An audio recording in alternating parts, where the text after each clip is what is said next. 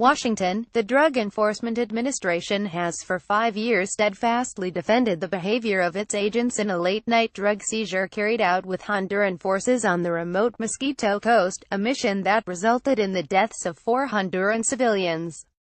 In the DEA's view, the dead, 1 man, 2 women and a 14-year-old boy, were among those on a boat that shot at a canoe carrying a joint D.e.a. Honduran anti-drug team. The D.e.a. said it had evidence in the form of night vision video taken from a surveillance plane showing an exchange of gunfire between the 2 vessels after the larger boat collided with the canoe carrying the agents. Now, for the first time, the 3-hour video has been released to the public. It strongly suggests that the DEA's account of crossfire in the May 2012 mission was not accurate. The release of the video, under a Freedom of Information Act request, follows a scathing report published by the Inspectors General of the Departments of Justice and State earlier this year that challenged the DEA's version of events. The video shows numerous flashes of light consistent with gunshots originating from the anti-drug unit, according to Bruce Koenig, a forensic expert hired by ProPublica and The New York Times to analyze the images. Mr. Koenig, who formerly was supervisor of the FBI's Forensic Audio-Video Group, examined the video frame by frame and concluded that only one flash originates from the passenger boat. In Mr. Koenig's view, that flash could have been caused by a bullet striking the engine, which was later found to have a bullet hole. Infrared cameras detect heat and turn it into bright spots on video, so a muzzle flash from a gunshot and a spark from a bullet ricocheting off a metal surface can create similar flares. The controversy over the actions of the agents has had an impact as the DEA braced for the May release of the Inspectors General report on the episode. The agency disbanded the program that had run the interdiction operation, named the Foreign Deployed Advisory Support Teams, or FAST. The FAST program provided military-style training to law enforcement officers in other countries to counter drug traffickers. The Inspectors General report, which found no evidence to support the DEA's account that its agents were fired upon, has also drawn attention from lawmakers. A bipartisan group of 4 senators asserted that the DEA and State Department repeatedly and knowingly misled members of Congress and congressional staff. The DEA convinced themselves of a false version of events due to arrogance, false assumptions, and ignorance, said Tim Reeser, an aide to Sen. Patrick Leahy and one of the staff members who has spent years delving into the shooting. They rushed to judgment and then stuck to their story. Mary Brandenburger, a DEA spokeswoman, declined to comment on whether the agency still believed that an exchange of gunfire had taken place, because the episode was still under internal review. The agency has never retracted its view that the agents were fired upon and acted in self-defense. Honduran Navy officers patrol in Ahuas, Honduras, in 2012. Rodrigo Abd Associated Press for a crucial piece of evidence that it asserted would exonerate its personnel. The DEA kept the video under tight control. The first time it was shown outside the agency was in May 2012, shortly after the shooting, when it was screened in a secure conference room for a group of congressional staffers. The DEA and State Department briefers controlled all the information, said Peter Quilter, a former staff member for the House Foreign Affairs Committee who attended some of initial briefings. It was very difficult to second-guess them. He added they very simply misled the Congress.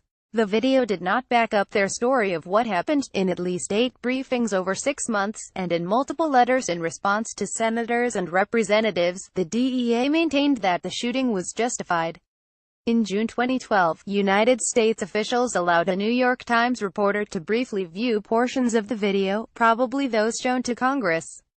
The officials pointed to blips in the grainy night vision video, which they said were indications that the occupants of the passenger boat had fired on the team on the canoe.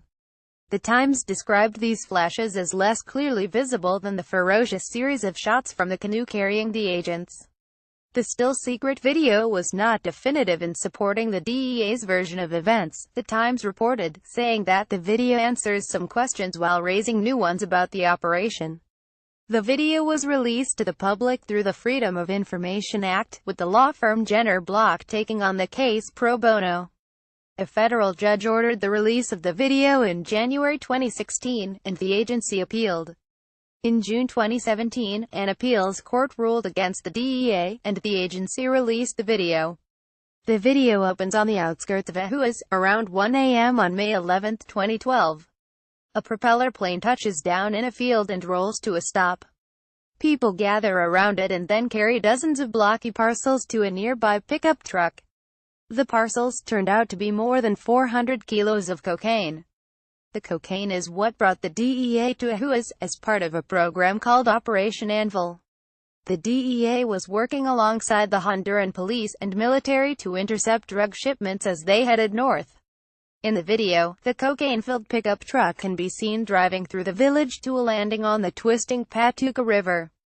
There, the traffickers offload the drugs into a motorized canoe. 4 government helicopters appear and chaos erupts. The traffickers quickly abandon their task. One of them pushes the drug-laden canoe into the middle of the river and flees into the jungle with the others. 3 members of the anti-drug team, 2 Honduran police and 1 D.e.a. agent, ignore the men and pursue the canoe downstream. The 3 men manage to climb on board. The D.e.a. agent, sitting in the back, begins to pilot it back toward the landing.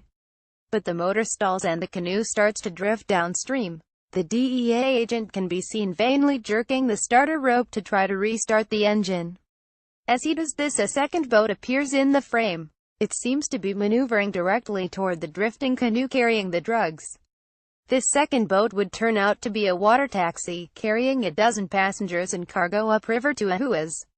The passengers and pilot on the civilian boat would later say they were terrified by the helicopters and did not intend to steer toward the canoe containing the law enforcement agents. For their part, the drug agents assumed the second boat was trying to recover the drugs. It remains unclear why the civilian craft steered directly into the boat with the agents, but the boats collided. The video clearly shows gunfire from the anti-drug agents. As passengers leap into the water, the anti-drug team continues to fire at them. An 8-second burst of machine gun fire comes from one of the helicopters. The Inspector's General report said, a D.e.a. agent ordered a Honduran door gunner to fire.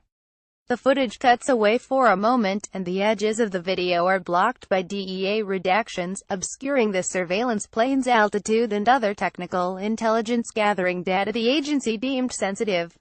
While it is impossible to determine what is happening off-camera, or underneath the blurred areas, any gunfire originating from the passenger boat, the evidence at the heart of the case that D.e.a. officials made to Congress, is strikingly difficult to discern.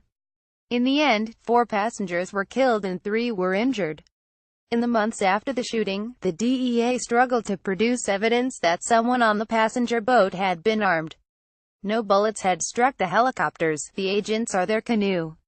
The Ahuas killings were among 3 fatal shooting cases that took place during Operation Anvil.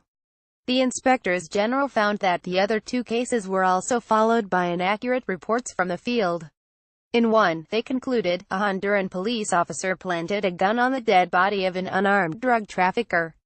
Carson Ulrich, who served as deputy for the FAST team missions at the time of the Ahuas shooting, stands by the DEA's assertions that the passenger boat was searching for the drugs and had fired on the anti-drug team. Mr. Ulrich argued that the now disbanded FAST program was desperately needed to bring the rule of law to an area governed by the cartels. The government inspectors general investigators were biased, Ulrich contended. They are slandering heroes. I dare anyone to pick up a rifle and do what these American agents did. When reached by phone, Hilda Lizama, who operated the passenger boat with her husband, said that she still suffered from extreme pain from bullet wounds in both of her legs, and is no longer able to work. I can't afford to support my daughters, she said. We still don't know why this happened. This article was written in collaboration with ProPublica, an independent, non-profit newsroom that produces investigative journalism in the public interest.